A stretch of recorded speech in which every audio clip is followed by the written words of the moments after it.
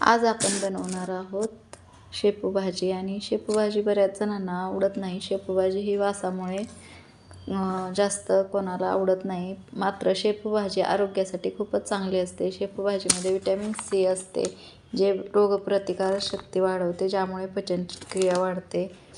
आणि नमस्कार, सविताज किचनमध्ये आपले खूप खूप स्वागत. शेपू भाजीची एक मी जुडी निवडून घेतली आहे. स्वच्छ आता धुवून बारीक कट करून घ्यायची आहे. मी 5-6 मिरच्या घेतल्या आहेत, आपल्या आवडीनुसार घ्यायच्या, तिखट कमी जास्त. भिजवलेली डाळ घेतली आहे, लसणाच्या 5-6 पाकळ्या आणि लाल सुकी मिरची घेतली आहे. आणि हे बघा, शेपू भाजी एकदम मी बारीक कट करून घेत आहे, थोडी थोडी करून. कोवळ्या काड्या आहेत, त्यामुळे काड्यासहित घेतली आहे. शेपू भाजी घेताना कोवळ्या काड्या घ्यायच्या आहेत, त्याची चव छान येते.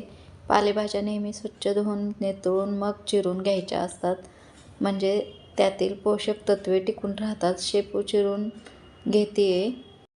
शेपू भाजी आपल्या आरोग्यासाठी लाभदायी असते. शेपू भाजीमध्ये विटॅमिन सी असते, जे रोगप्रतिकार शक्ती वाढवते, ज्यामुळे पचनक्रिया वाढते. यामध्ये कॅल्शियम असते, ते आपली हाडे मजबूत ठेवण्यासाठी मदत करते. यामुळे शेपूच्या भाजीचा आपल्या आहारात समावेश नक्की करा. शेपू भाजीमुळे वजन नियंत्रित राहण्यासाठीही मदत होते. डायबिटीज टाईप 2मध्ये शेपू भाजीचा खूप उपयोग होतो.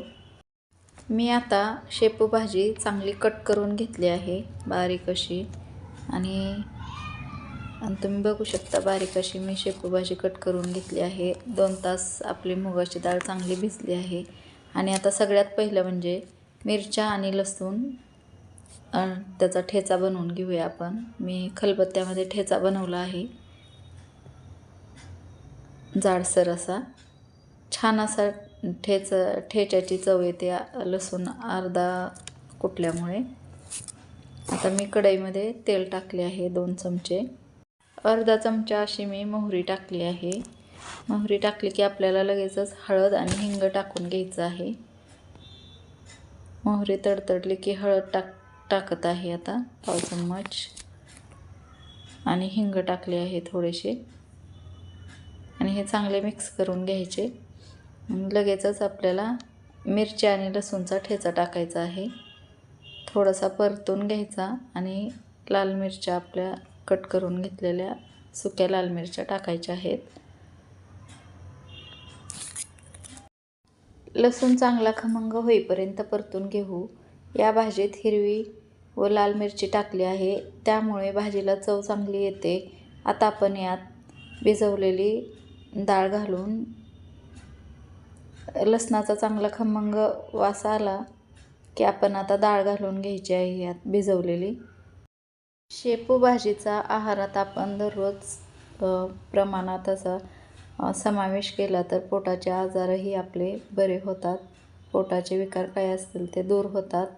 म्हणून शेपू भाजी आहारात जरूर समावेश करा शेपू भाजीचा. आणि आता आपण भिजवलेली डाळ टाकली आहे मुगाची.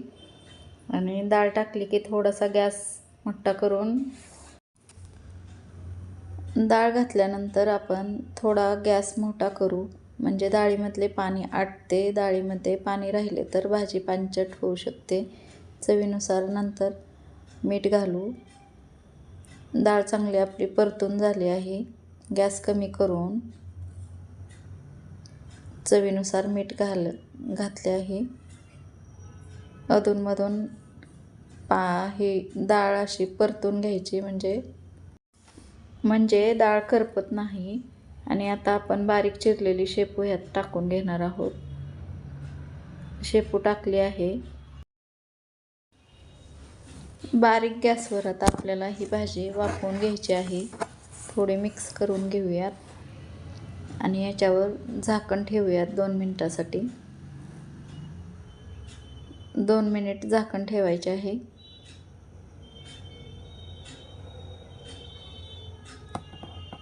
2 मिनिटानंतर तुम्ही बघू शकता, भाजीला चांगले पाणी सुटले आहे. भाजी शिजली आहे. आता आपण झाकण काढून भाजी शिजवून घेऊयात 2-3 मिनिट. 2-3 मिनटानंतर आपली भाजी लगेचच शिजते.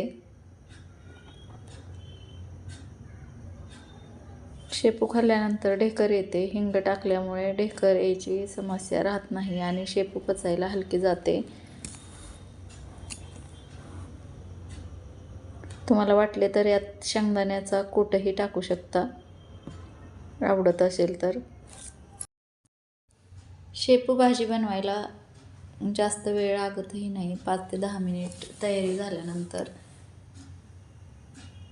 आणि ही साधी सोपी शेपू भाजीची रेसिपी कशी वाटली ते कमेंटद्वारे कळवा. आणि माझ्या जर रेसिपीज आवडत असतील तर सविताज किचनला सबस्क्राईब करा, लाईक करा आणि शेअरही करा मित्रमैत्रिणीमध्ये, तुमच्या परिवारामध्ये. आणि अशाच नवनवीन रेसिपी बनवण्यासाठी प्रोत्साहन द्या. भाजी खूप टेस्टी झाली आहे. छान अशी आपली शेपू भाजी तयार झाली आहे. आणि ही बाजरीची भाकर, ज्वारीची भाकरी किंवा चपाती बरोबर, कशाबरोबर ही छानच लागते ही भाजी. खूप छान अशी टेस्टी भाजी झाली आहे. या पद्धतीने बनवून पहा. चला भेटू आता पुढच्या रेसिपीमध्ये. थँक्यू.